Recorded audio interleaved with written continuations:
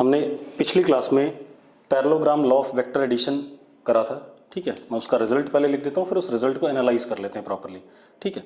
और जो मैंने लास्ट क्लास में क्वेश्चन पूछा था why vector division is not defined, उसका जवाब मैं लास्ट में जाते जाते आपको दे दूंगा। एक बच्चे ने बड़ा सही जवाब दिया है, that is exactly correct reason जो मानवी ने दिया है, ठीक है। इतनी बात तो उसको हम बाद में डिस्कस करेंगे, पहले हम अपना parallelogram law of vector addition को ही देखते हैं। मैंने कहा था पैरेललोग्राम की दो adjacent sides, parallelogram law of vector addition. जरा ध्यान से देखते हैं बेटा, मैंने कहा था दो पैरेललोग्राम की एडजेसेंट साइड्स को हम वेक्टर ले लेते हैं।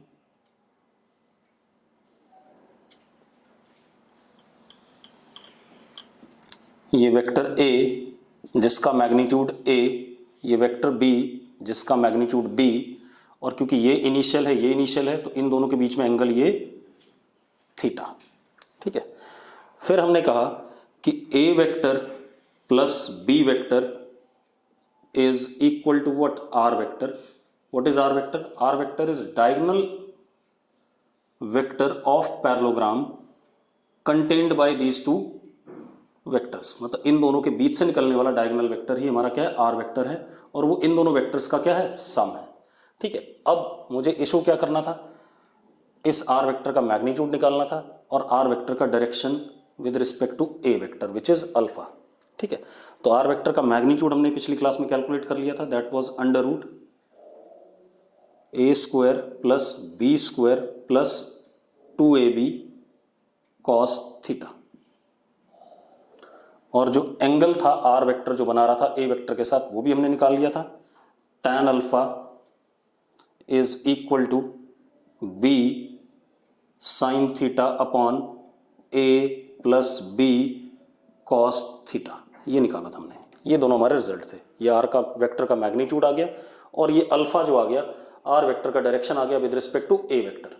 हाँ, अगर बी वेक्टर के रिस्पेक्ट में कहोगे तो ये वाला एंगल आ जाएगा which is what, theta minus alpha with respect to B vector. कोई दिक्कत नहीं।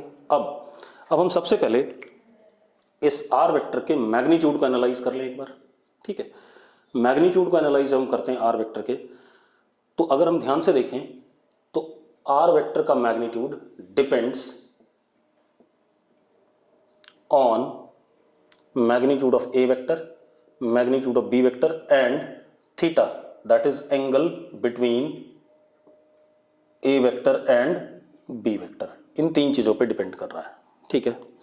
अगर इन तीनों में से कोई भी एक चेंज करेगा तो आर वेक्टर का मैग्नीट्यूड क्या करेगा, चेंज करेगा। दो चेंज करेंगे तो भी आर वेक्टर का मैग्नीट्यूड चेंज करेगा, तीनों चेंज करेंगे तो भी आर वेक्टर का मैग्नीट्यूड चेंज करेगा। कोई इशू नहीं इसमें। चलो, अब suppose A and B are fixed, मतलब मैंने ए वेक्टर और बी वेक्टर का मैग्नीट्यूड फिक्स कर लिया, तो अब आर सिर्फ किस पे डिपेंड कर रहा है, R is now only function of what, theta. Theta पे डिपेंड कर रहा है, सिर्फ किस पे डिपेंड कर रहा है, थीटा पे। If theta changes, R changes, theta के चेंज होने पे आर की वैल्यू क्या करेगी, चेंज करेगी। ये मानते या नहीं मानते हो? ठीक है, चलो अब देख लेते हैं बेटा। एक चीज और आपको अमन सर ने बता दी होगी कि इफ थीटा इंक्रीजेस, अगर थीटा बढ़ता है तो कॉस थीटा की वैल्यू क्या करती है, घटती है। ये अमन सर ने आपको मैथमेटिकल टूल में बताया होगा कि अगर थीटा बढ़ता है तो कॉस थीटा की वैल्यू क्या करती है, घटती है, ठीक है। जैसे कॉस ऑफ 0 क्या होता है, +1। जैसे से cos 30 क्या होता है, √3/2। √3/2 1 से क्या हो गया, छोटा। cos 45 1/√2, फर्दर छोटा हो गया। cos 60 इज व्हाट, 1/2, वो और फर्दर छोटा हो गया। cos 90 वो क्या हो गया, 0 हो गया। मतलब थीटा के बढ़ने पे cos थीटा की वैल्यू क्या कर रही है, घट रही है, ठीक है। इतनी बात। और वैसे भी अगर आप यहीं पे डायग्राम से देखो, अगर आपके पास ये ए वेक्टर है और ये बी वेक्टर है, इन दोनों से आपने पैरेललोग्राम बनाया, तो ये डायगोनल की लेंथ ये आर वेक्टर आया, अब आप एक काम करो, अगर बी वेक्टर आप थोड़ा सा इधर की तरफ कर दो, एंगल बढ़ा दो इनके बीच में, सपोज आपने बी वेक्टर उतनी लेंथ का ऐसे बना दिया बेटा, ये बी वेक्टर कर दिया। अब मजेदार बात देखो, अब जो पैरेललोग्राम बनेगा वो कुछ ऐसा बन जाएगा। अब जरा देखो, आर वेक्टर की लेंथ क्या हो गई, ब्लू वाली लेंथ क्या आ गई, ब्लैक वाली लेंथ से क्या आ गई, छोटी आ गई। तो बेसिक चीज क्या है, जब थीटा बढ़ता है तो आर का मैग्नीट्यूड क्या करता है, घटता है। क्यों, आप ऐसे देखो, अगर थीटा बड़ा होगा तो ये वैल्यू क्या होगी, छोटी होगी, वहां से दिख रहा है, तो ये वैल्यू छोटी होगी तो आर की वैल्यू खुद क्या हो जाएगी, छोटी हो जाएगी। दूसरी एक और चीज है, कॉस थीटा, आप कॉमन सर ने बताया होगा मैथमेटिकल टूल में, लाइज बिटवीन -1 एंड +1। -1 तब होता है जब थीटा की वैल्यू क्या हो, 180 डिग्री, और +1 तब होता है जब थीटा की वैल्यू क्या होती है, 0 डिग्री। ठीक है, इतनी बात। अब आप एक चीज देखो यार, ठीक है, अब हम वैल्यूज डाल लेते हैं, देखते हैं जरा। तो अब आर को अगर हम ध्यान से देखें, आर अगर ये वैल्यू मैक्सिमम होगी तो आर की वैल्यू क्या होगी, मैक्सिमम होगी, और ये वैल्यू मैक्सिमम कितनी होगी, +1, जब थीटा इज व्हाट, 0 डिग्री। तो अब आप देखो, आर की maximum value is √a² + b² + 2ab, that is a + b। ये कब, if theta is equal to 0 degree and cos theta is equal to +1। हाँ या ना, ठीक, इतनी बात। आर की मिनिमम वैल्यू देख लेते हैं बेटा, are minimum is √a² + b² - 2ab।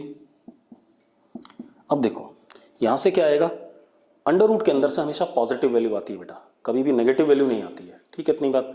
तो अगर अंडर रूट के अंदर से पॉजिटिव वैल्यू आती है, ठीक, तो अगर a बड़ा है तो क्या आएगा, a - b, और अगर b बड़ा है तो क्या आएगा, b - a। इसलिए मैं इसको मॉड लिख रहा हूं। ठीक है, विच एवर इज ग्रेटर वो पहले आ जाएगा, जो छोटा है वो बाद में आ जाएगा। अगर a बड़ा है तो ये क्या लिखा जाएगा, a - b, और अगर b बड़ा है तो क्या लिखा जाएगा, b - a। ये कब, if theta is what, 180 degree, या cos theta is equal to what, -1। तो हम ये कह सकते हैं कि जो r का मैग्नीट्यूड है that lies between a - b to a + b, इनके बीच में रहेगा। ये r का क्या रहेगा, मैग्नीट्यूड। ठीक है, अलग अलग थीटा के लिए मैग्नीट्यूड इनके बीच में रहेगा या इनके बराबर होगा। अब अगर मुझे कहा जाए, अब एक क्वेश्चन ले लेते हैं, ये मिटा दूं मैं इसे, ठीक है, जरा ध्यान से देखते हैं। दूसरा, अगर एंगल की बात करें बेटा, एंगल की वैल्यू भी आपको मिल जाएगी। अगर आपने b की वैल्यू और थीटा की वैल्यू डाली, सपोज ये आता है आपके पास 1 आता है, तो tan अल्फा क्या हो गया, 1, तो अल्फा क्या आ जाएगा, 45 डिग्री। अगर ये वैल्यू 1/√3 आती है तो tan अल्फा 1/√3, तो अल्फा इज व्हाट, 30 डिग्री। तो आपको डायरेक्शन भी मिल रहा है और क्या कहते हैं, मैग्नीट्यूड भी मिल रहा है। अब थोड़ा सा और बातें कर लेते हैं बेटा, और देखते हैं बेटा अपने पास क्या कहानी है। अब देखो, r हमारे पास मॉड a - b से लेकर के a + b के बीच में है। अब अगर मैं आपसे कहता हूं कि इफ एडजेसेंट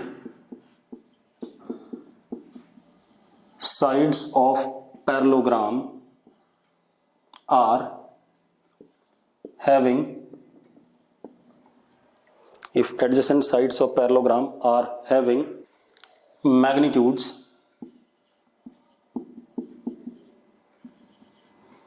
7 and 3, तो जो r होगा बेटा हमारा वो आपका 7 - 3, 4 और 10 के बीच में कोई भी वैल्यू ले सकता है, या 4 भी हो सकता है, 10 भी हो सकता है, और उसके बीच की कोई भी वैल्यू ले सकता है, डिपेंडिंग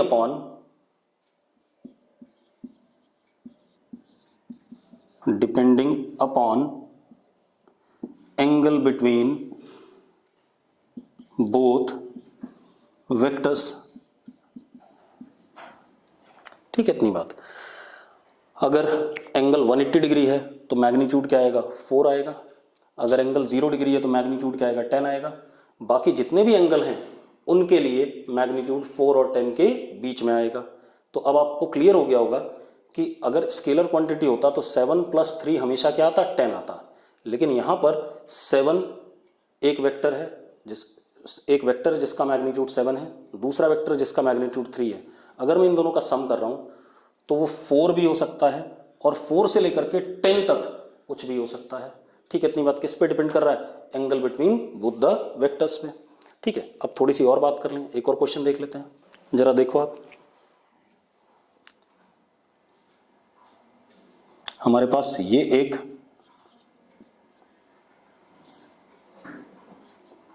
पैरेललोग्राम है, again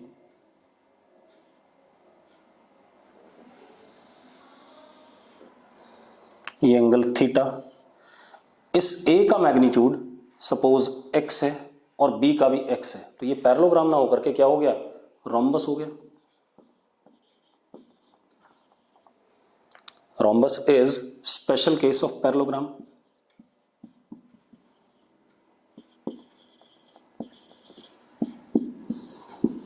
in which sides are what, of equal length.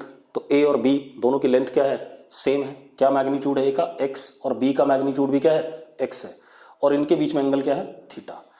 अब मुझे r वेक्टर बताना है बेटा, r वेक्टर का मैग्नीट्यूड और r वेक्टर का डायरेक्शन अल्फा।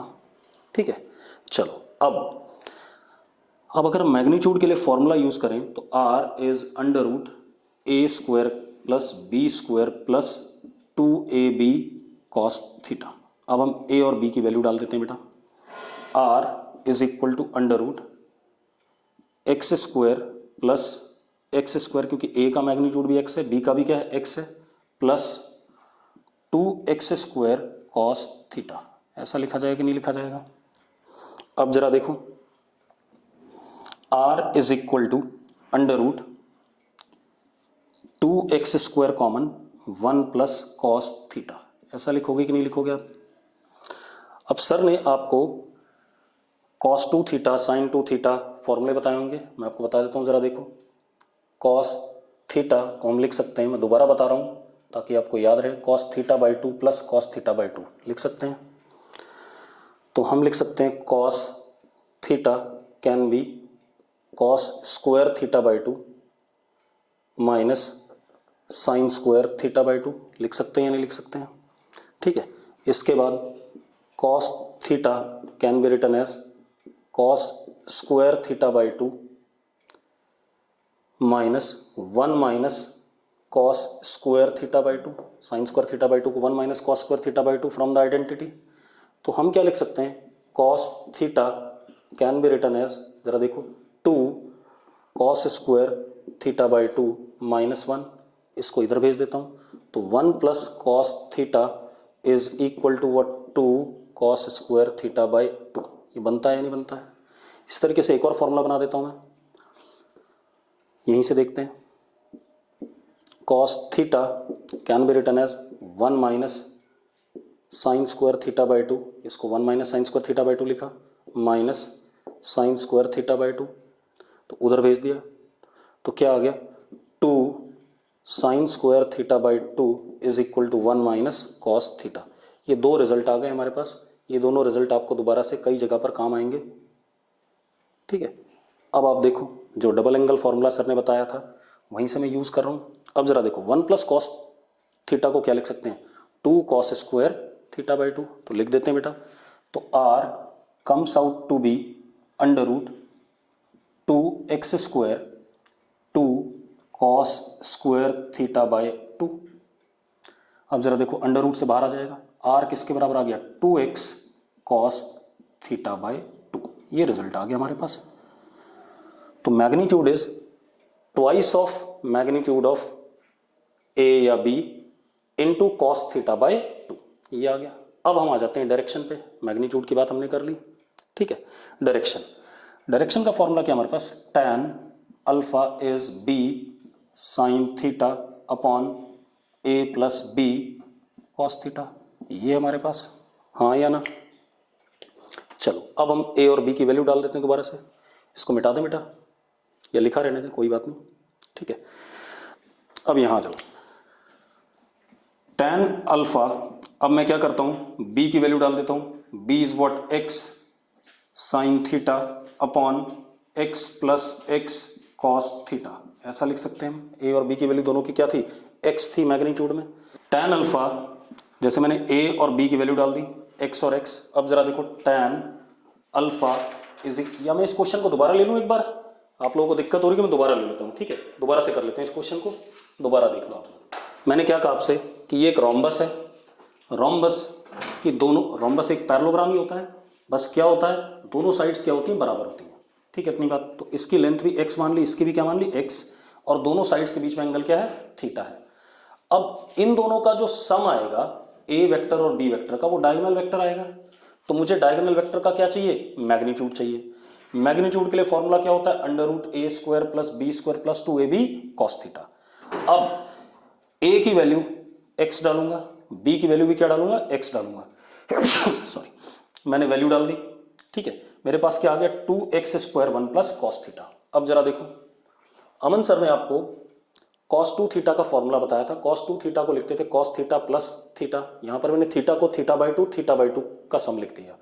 फिर मैंने उसी फॉर्मूले से जब डिराइव करा तो मुझे एक रिजल्ट मिला, 1 plus cos theta is 2 cos square theta by 2, और दूसरा मैंने कॉस स्क्वायर थीटा बाई 2 को 1 minus sine square by theta by 2 लिख सकता हूं by identity.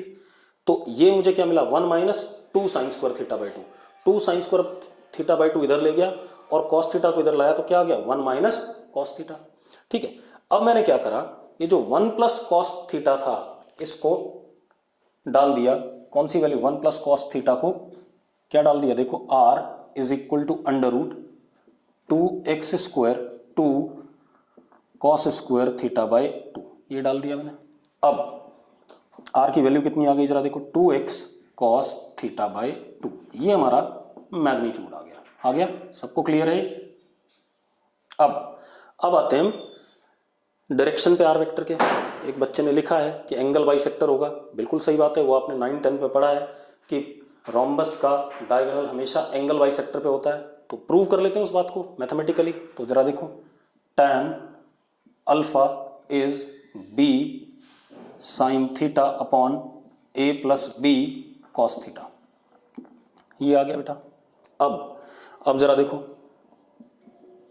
tan alpha is equal to b की वैल्यू क्या, x sine theta upon x plus x cos theta, ठीक है, इतनी बात। tan अल्फा x कैंसिल हो गया, बचा क्या, sine theta upon 1 plus cos theta. अब आपको पता है sine theta can be written as sine theta by 2 plus theta by 2, और अमन सर ने आपको लिखाया होगा, इसको लिख सकते हैं 2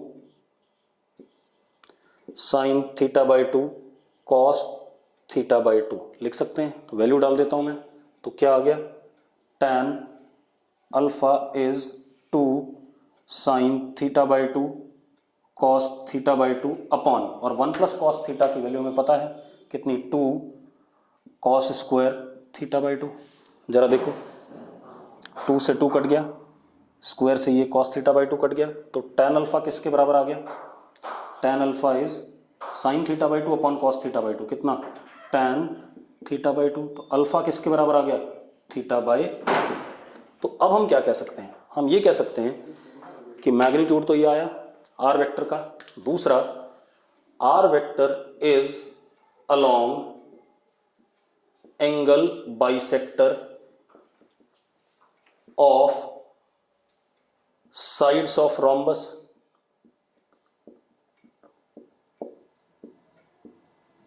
तो जब भी पैरेललोग्राम की दोनों साइड्स बराबर होंगी तो रोम्बस होगा, ठीक है, उसका मैग्नीट्यूड क्या आएगा, twice length of any one of the side into cos theta by 2, और जो उसका डायरेक्शन होगा किस पे होगा, एंगल बाइसेक्टर पे, मतलब अल्फा की वैल्यू किसके बराबर हो गई, थीटा बाई 2।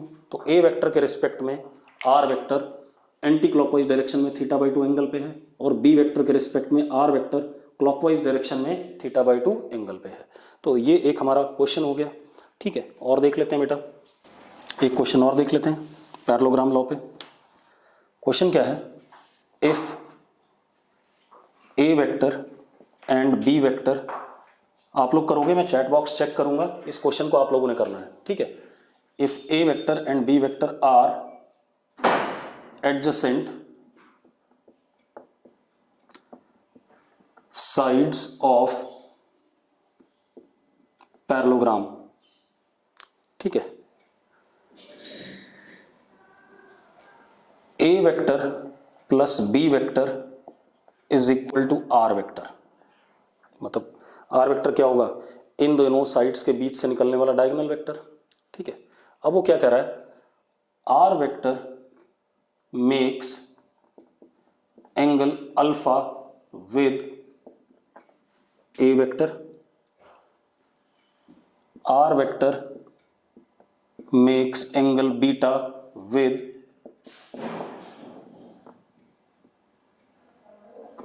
B vector. ये हमें दे रखा है, ठीक है, इतनी बात। अब मेरे पास 4 ऑप्शन है, आपने उन ऑप्शंस को देख के बताना है कौन सा ऑप्शन करेक्ट है, कौन सा ऑप्शन रॉन्ग है। तो पहला option, alpha less than beta if A greater than B, alpha angle beta से छोटा है अगर ए का मैग्नीट्यूड बी से बड़ा है। दूसरा ऑप्शन आप लोग बताओगे, मैं चैट बॉक्स चेक करूंगा, alpha less than beta if a less than b. तीसरा, alpha is equal to beta if a is equal to b. चौथा, alpha greater than beta if A greater than b. पांचवा, alpha greater than beta if a less than b. इन पांचों option में से कुछ correct हैं, कुछ wrong हैं, तो आपने मुझे करेक्ट वाले ऑप्शन चैट बॉक्स में बताने। देखो, अगर आप करने लगोगे तो आप फालतू फंस जाओगे, ठीक है, करने की जरूरत नहीं है, आप थोड़ा सा एनालाइज करो। ये वाला तो मैंने अभी पिछला क्वेश्चन करा ही दिया कि अगर दोनों साइड्स की लेंथ बराबर है पैरेललोग्राम के, तो ऑब्वियस सी बात है, क्या है ये रोम्बस है।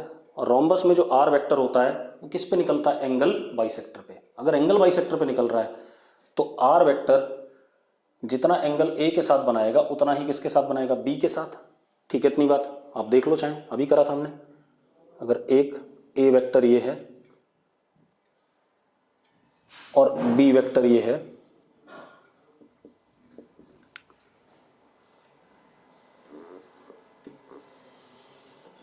इसकी लेंथ और इसकी लेंथ बराबर है, तो हमने पढ़ा था ये आर वेक्टर है, ये एंगल बाइसेक्टर पे होता है। ये एंगल अल्फा दे रखा है और ये एंगल क्या, beta. This vector is on what, angle bisector. तो alpha is equal to beta if a is equal to b. तो थर्ड तो बिल्कुल करेक्ट है, ठीक है, थर्ड करेक्ट हो गया। अब पहला ऑप्शन चेक करते हैं, ए बी से बड़ा है, ठीक है। तो मैंने क्या करा, ध्यान से देखना, मैंने एक वेक्टर ये बनाया ए, लेंथ में ये बी से बड़ा है, और ये बनाया मैंने बी सपोज। देखो कौन बड़ा दिख रहा है आपको, ए का मैग्नीट्यूड बी से काफी बड़ा है। अब आप एक काम करो, पैरेललोग्राम कंप्लीट कर दो जरा एक बार। पैरेललोग्राम जब आप कंप्लीट करते हैं, अब आप ये डायगोनल बनाओ, ये आर वेक्टर, ये एंगल जरा देखो अल्फा, और ये एंगल कितना, बीटा। आपको शक्ल से दिख रहा कौन सा एंगल बड़ा है, बीटा बड़ा है, ठीक है, इतनी बात। तो अगर ए बड़ा होगा बी से, तो जो रिजल्टेंट होगा किसकी तरफ झुका हुआ होगा, ए की तरफ झुका हुआ होगा। भाई जो वेक्टर ज्यादा बड़ा होगा डायगोनल उसकी तरफ क्या करेगा, झुकेगा। आप कोई भी पैरेललोग्राम ले लो, अगर आप कोई भी पैरेललोग्राम लेते हो, पैरेललोग्राम में अगर एक साइड लेंथ बड़ी है तो डायगोनल हमेशा उस साइड लेंथ की तरफ क्या करेगा, झुकेगा, और उसकी तरफ झुकेगा तो एंगल उसके साथ क्या बनेगा, छोटा बनेगा। तो अपने आप यहां पर क्लियर हो गया कि if A greater than B then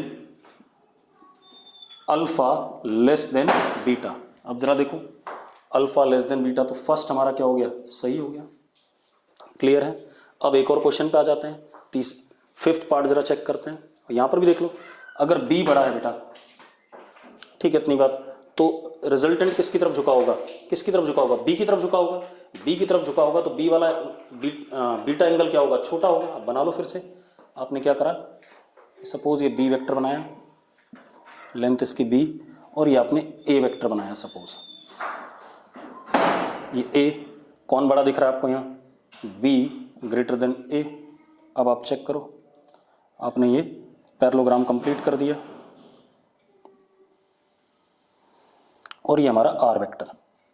अब आप देखो ये एंगल कितना बीटा और ये एंगल कितना अल्फा। अपने आप क्लियर हो गया किसकी तरफ झुका हुआ है, बड़े वाले वेक्टर की तरफ।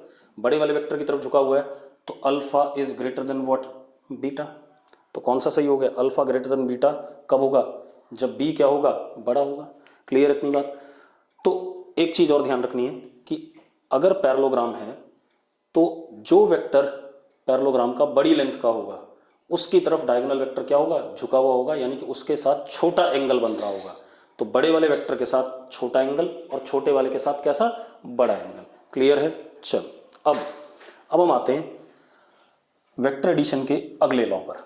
ठीक है, हमने एक लॉ कर लिया, parallelogram law of vector addition. अगला लॉ हमारे पास आता है triangle law of vector addition. अब triangle law of vector addition,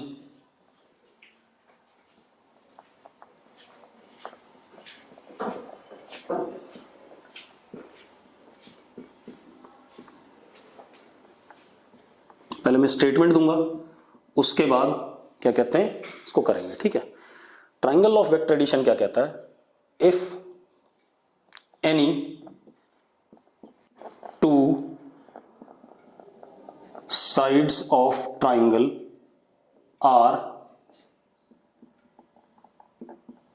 taken as vectors, पहले आप सुन लो, ठीक है, उसके बाद में बात करेंगे। if any two sides of triangle are taken as vectors in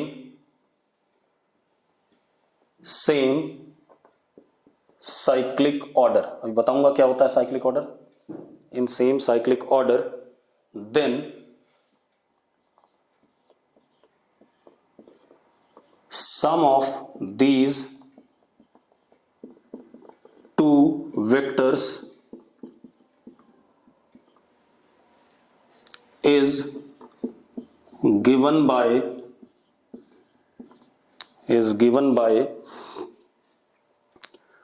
third side of triangle taken as vector in opposite order। ठीक है, इतनी बात। अब मैं जरा समझा दूं क्या मतलब है। क्या मतलब है, देखो एक मिनट, मेरे पास एक ट्राइंगल है, सपोज ये ए वेक्टर बी वेक्टर, ये देखो ये दोनों सेम साइक्लिक हैं, ऐसे कर्ल हो रहा है। ठीक है, तो इन दोनों का सम किसके बराबर है, थर्ड वेक्टर के बराबर सी। ठीक है, ये आर लिख लूं मैं, इसे कोई दिक्कत नहीं, मैं इसे भी आर ही लिख देता हूं। ठीक है, इतनी बात। आर देखो जरा अपोजिट ऑर्डर है या नहीं, ऐसे आ रहा है कि नहीं आ रहा है। ठीक है, इतनी बात। तो क्या कहा जा रहा है, a vector plus B vector, two sides of triangle in same cyclic order, इन दोनों का सम किसके बराबर है, third side of triangle taken as vector in opposite order, किसके बराबर हो गया है, आर के बराबर। और एक आधा डायग्राम बना लेते हैं, कुछ गलत वाले कुछ सही वाले। देखो A B and C, suppose C है। अब यहां देखो सी और बी सेम ऑर्डर में है और ए कैसा है, अपोजिट है। ठीक है, तो हम क्या कह सकते हैं, c plus b is equal to what, a. सबसे बड़ी बात है इसमें साइक्लिक ऑर्डर जरूर चेक करना है। अगर आप ऑर्डर गलत ले लोगे तो आपका रिजल्ट भी क्या आएगा, गलत आएगा। आपका सी और बी सेम साइक्लिक ऑर्डर में, देखो ऐसे, और ए कैसा है, उल्टा है। तो जो सेम साइक्लिक ऑर्डर में उनका सम किसके बराबर, जो अपोजिट ऑर्डर में है उसके बराबर है। क्लियर है इतनी बात। अब ये तो हमारी होगी स्टेटमेंट, अब जरा निकालते हैं। ठीक है, इतनी बात। अब देखो बेटा, सपोज हमारे पास एक वेक्टर है ए, एक वेक्टर ये है बी। ठीक है, जरा देखो दोनों किसमें सेम साइक्लिक ऑर्डर में है। इन दोनों का सम ये आता है हमारा third side of triangle taken as vector in opposite order, दिख रहा है। अब अगर मुझे क्या कहा गया, R vector is equal to A vector plus B vector, ये कहा गया। अब समस्या क्या है कि अगर मुझे आर वेक्टर निकालना है तो मुझे ए और बी के बारे में सब कुछ पता होना चाहिए। दैट इज मुझे ए का मैग्नीट्यूड पता होना चाहिए, बी का मैग्नीट्यूड पता होना चाहिए और ए और बी के बीच का एंगल पता होना चाहिए। ठीक है, तो चलो ए का मैग्नीट्यूड, सपोज ए का मैग्नीट्यूड कितना ए, बी का मैग्नीट्यूड कितना बी। अब ए और बी के बीच का एंगल। अब आप एक चीज देखो बेटा, ये ए का फाइनल है और ये बी का क्या है, इनिशियल है। तो ये जो चीज है ये angle between A and B vector नहीं है, बिल्कुल नहीं है, क्योंकि फाइनल और इनिशियल के बीच के एंगल को एंगल बिटवीन वेक्टर नहीं कहते थे। तो अब मैं क्या करूंगा, इस ए वाले को बिल्कुल एज इट इज सीधा, जितनी लेंथ ये है उतनी लेंथ इधर, ठीक है, इतनी बात, आगे प्रोड्यूस कर दिया। ठीक, और इस पे क्या लगा दिया, एरो लगा दिया ऐसे। अब जरा देखो ये लेंथ और ये लेंथ सेम है, डायरेक्शन भी सेम है, तो ये क्या हो गया, ए वेक्टर। अब जरा देखो ये ए का क्या हो गया, इनिशियल। तो ये जो है ये angle between A vector and B vector आ गया। तो ट्राइंगल लॉ में जो साइक्लिक ऑर्डर में बाहर वाला एंगल होता है वो एंगल बिटवीन टू वेक्टर्स हो जाएगा। मैं दोबारा बता देता हूं, देखो ये ए वेक्टर और ये बी वेक्टर, ये एंगल बिल्कुल नहीं हो सकता। क्यों? क्योंकि ये क्या है, फाइनल, और ये क्या, इनिशियल। तो मैंने क्या करा, इस ए वाले को बिल्कुल एज इट इज उतनी लेंथ का उठा के ऐसे करके एरो दे दिया। जरा देखो ये लेंथ और ये लेंथ बराबर, डायरेक्शन भी सेम, तो this can be written as what, A vector. और एरो इधर आ गया ए वेक्टर का, तो ये क्या हो गया, initial of a. Initial of a हो गया तो ये क्या हो गया, angle between A vector and B vector. Clear इतनी बात? तो मैंने आपको यहां पर क्या बताया कि अगर दो वेक्टर ट्राइंगल के साइड्स लिए जाते हैं और उनको सेम साइक्लिक ऑर्डर मिले तो उन दोनों का सम तीसरी साइड वेक्टर के बराबर होता है जो अपोजिट ऑर्डर में होता है। ठीक है, अब अगर मुझे आर वेक्टर निकालना है तो मुझे दोनों का क्या पता होना चाहिए, ए और बी का मैग्नीट्यूड, और दूसरा ए वेक्टर और बी वेक्टर के बीच का एंगल, वो ये वाला एंगल आ रहा है, एक्सटीरियर एंगल, नॉट ये वाला एंगल। ठीक है, इतनी बात, क्योंकि ये वाला एंगल डेफिनेशन के हिसाब से सही नहीं जाता है। डेफिनेशन क्या थी, इनिशियल और इनिशियल के बीच का एंगल या फाइनल और फाइनल के बीच का एंगल, और यहाँ पर ये वाला एंगल किसका आ रहा है, फाइनल और इनिशियल के बीच का, तो ये एंगल गलत है और ये वाला एंगल क्या है, करेक्ट है। क्लियर है? अब हम क्या करते हैं, अब जरा आर वेक्टर निकाल के देखते हैं, उसका मैग्नीट्यूड और उसका क्या, डायरेक्शन। चलो, दिस इज ए वेक्टर, इसका मैग्नीट्यूड कितना, a. This is what, b vector, इसका मैग्नीट्यूड कितना, बी। और इन दोनों का सम ये आर वेक्टर और ए और बी के बीच का एंगल ये वाला एंगल हुआ। ठीक है, तो अब हमें ए का मैग्नीट्यूड पता है, बी का मैग्नीट्यूड पता है और ए और बी के बीच का एंगल पता है, which is this theta. Clear है? अब मुझे r vector is equal to A vector plus B vector दे ही रखा बाय डेफिनेशन। मुझे क्या निकालना है, आर का मैग्नीट्यूड और आर का डायरेक्शन। आर का direction suppose this is alpha with respect to what, A vector. चलो अब निकालते हैं बेटा। ठीक है, तो यहां पर भी मैंने एक कंस्ट्रक्शन करा आर का मैग्नीट्यूड निकालने के लिए। यहां से मैंने एक परपेंडिकुलर ड्रॉप करा, एक्स वाई जेड डब्ल्यू। अब मुझे आर का मैग्नीट्यूड चाहिए। ठीक है, तो उससे पहले अगर मैं देखूं तो ट्राइंगल डब्ल्यू वाई जेड, इसको देखें कैसा है, राइट एंगल्ड है। अगर ये राइट एंगल ट्राइंगल है बेटा तो जरा देखो, आप क्या कह सकते हो, cos theta is y z base upon hypotenuse. Hypotenuse is what, b, तो y z comes out to be what, b cos theta.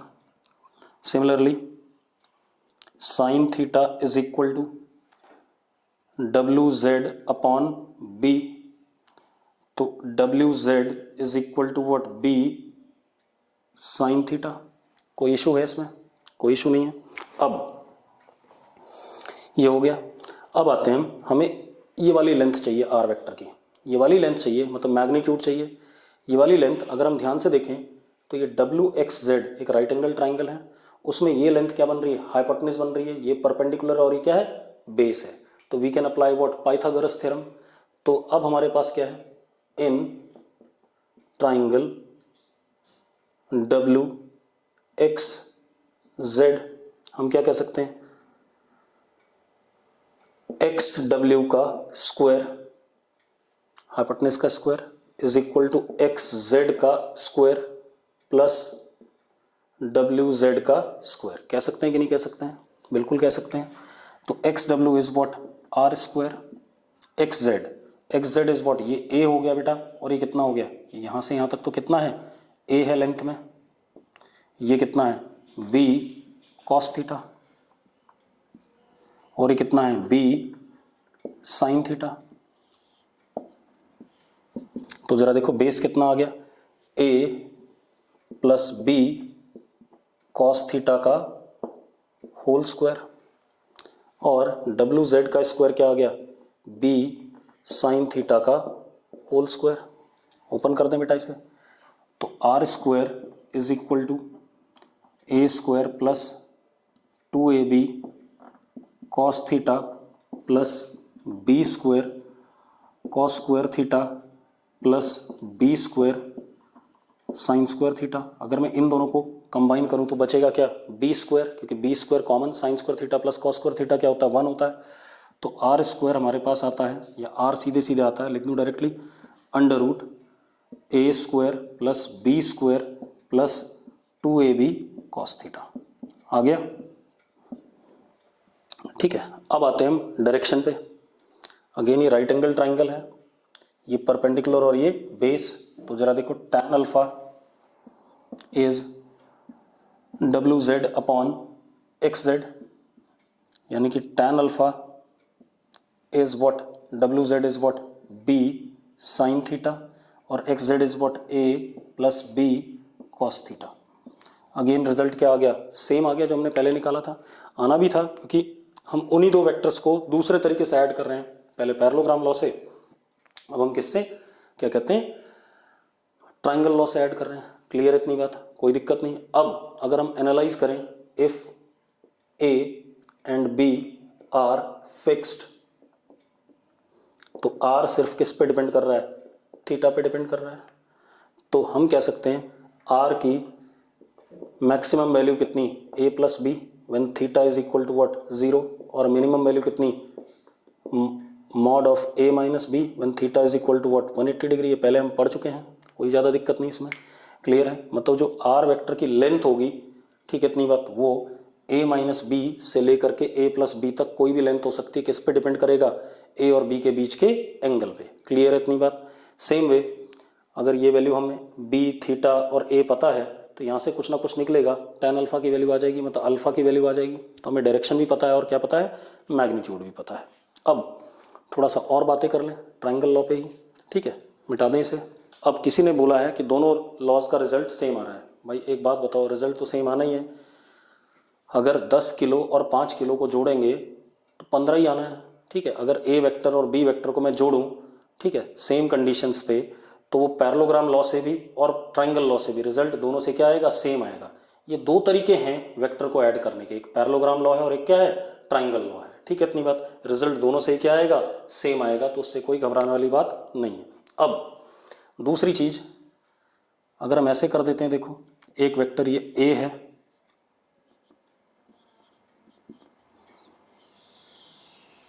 एक वेक्टर ये बी है, और एक वेक्टर ये सी है। अब ध्यान से देखना बेटा, अगर मैं ध्यान से देखूं तो तीनों किस में आ रहे हैं, सेम साइक्लिक ऑर्डर में आ रहे हैं। किस में आ रहे हैं, तीनों सेम साइक्लिक ऑर्डर में। मुझसे क्या पूछा गया, फाइंड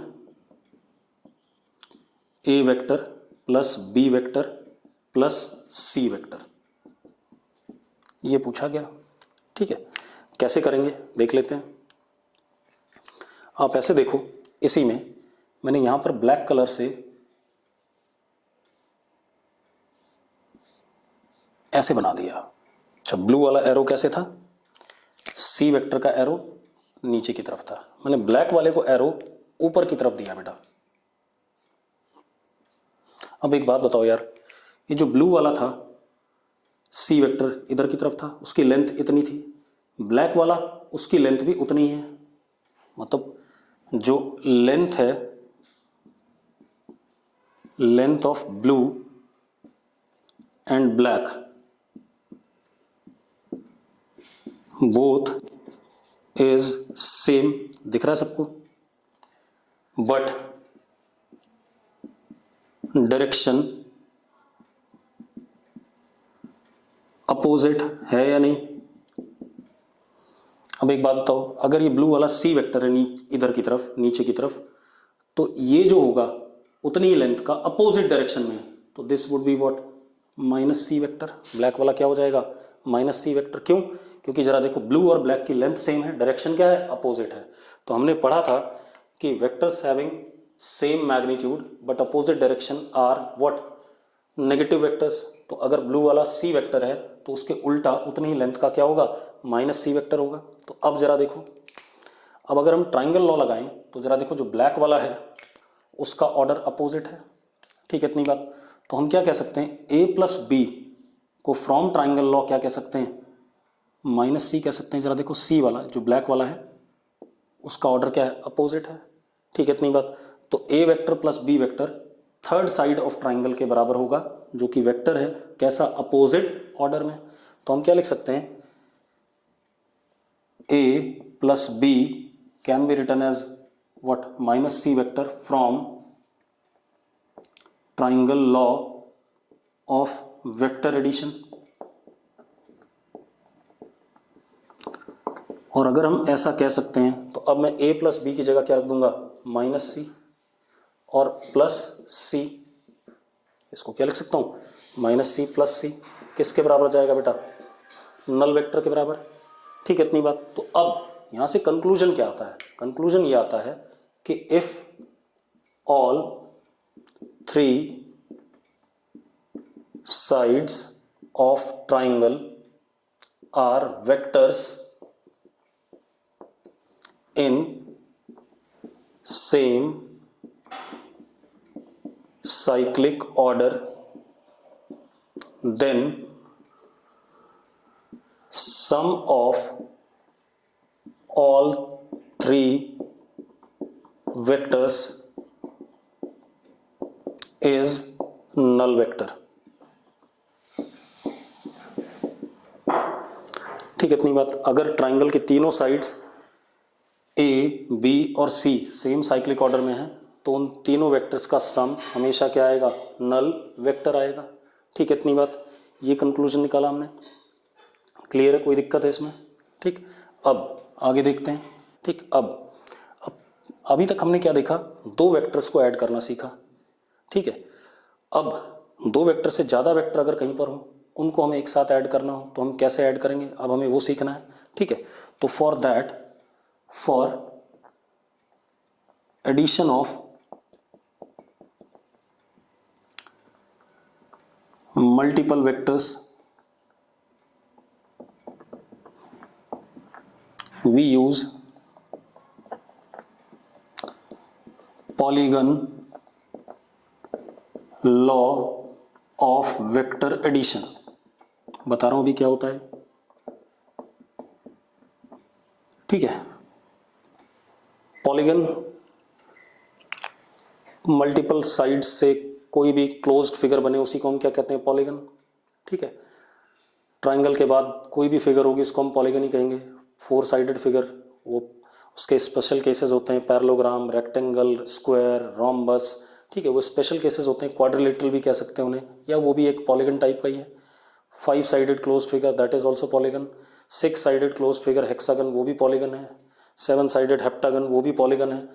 इनफाइनाइट साइडेड, ठीक है, वो भी क्या है, infinite sided closed figure is also what, polygon. ठीक है, इतनी बात। तो पॉलीगन में हम क्या करें, सपोज, अब polygon law of vector addition की पहले मैं स्टेटमेंट बता रहा हूं, फिर इसका प्रूफ देखेंगे, ठीक है। अब क्या कहानी है, suppose we have n sided closed figure as polygon। हमारे पास कोई n साइडेड क्लोज्ड फिगर है जो कि पॉलीगन है, ठीक है, इतनी बात। अब स्टेटमेंट क्या कहता है, n-1 sides of polygon are taken as vectors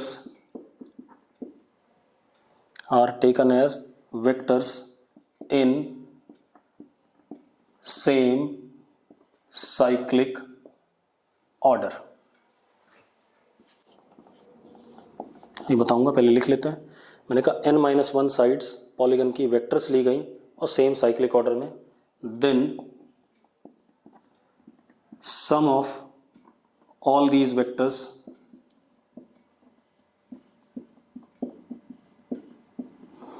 is equal to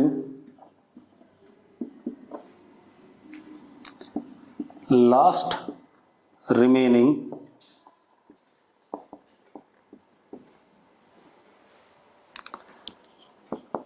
side of polygon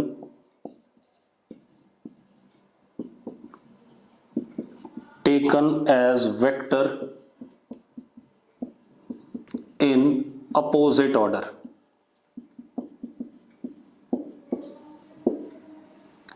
ठीक है, मैं एक बार डायग्राम बना देता हूं।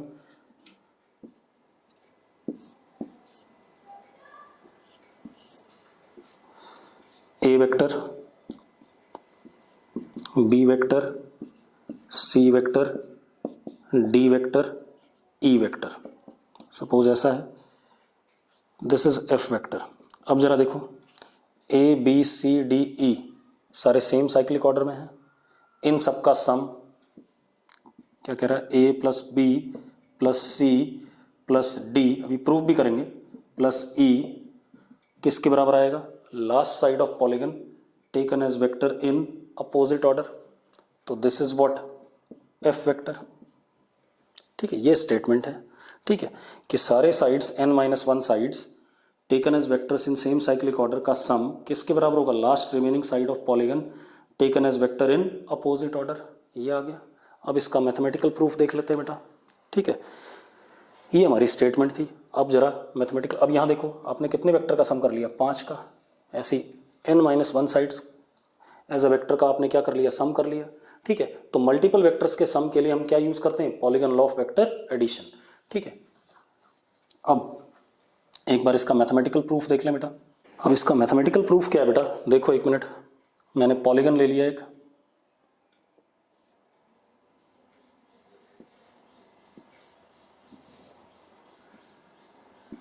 This is a vector, b vector, c vector, d vector, e vector and this is what, f vector. तो हमें जो स्टेटमेंट दिया गया, ए प्लस बी प्लस सी प्लस डी प्लस ई, क्योंकि सेम साइक्लिक ऑर्डर में है,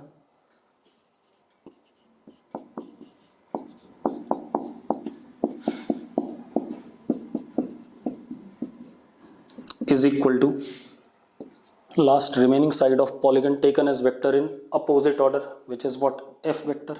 ये प्रूव करना है मुझे। तो अगर मैं लेफ्ट हैंड साइड को राइट हैंड साइड के बराबर प्रूव कर दूं तो मेरा प्रूफ माना जाएगा। तो मैंने क्या पकड़ा, लेफ्ट हैंड साइड लिया। Left hand side is A plus B plus C plus D plus E.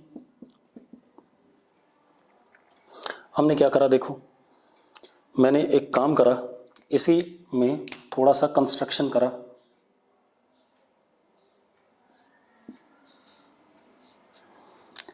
W vector. अब अगर मैं ध्यान से देखूं तो A plus B are what, two sides of triangle in same cyclic order. A और B का सम किसके बराबर आएगा, third side of triangle in what opposite order which is what W। तो A प्लस बी किसके बराबर हो गए W plus C plus D plus E।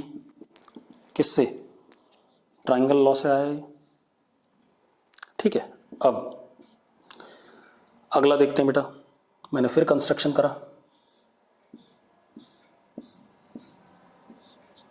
इसको x वेक्टर कहा मैंने। अब जरा देखो W प्लस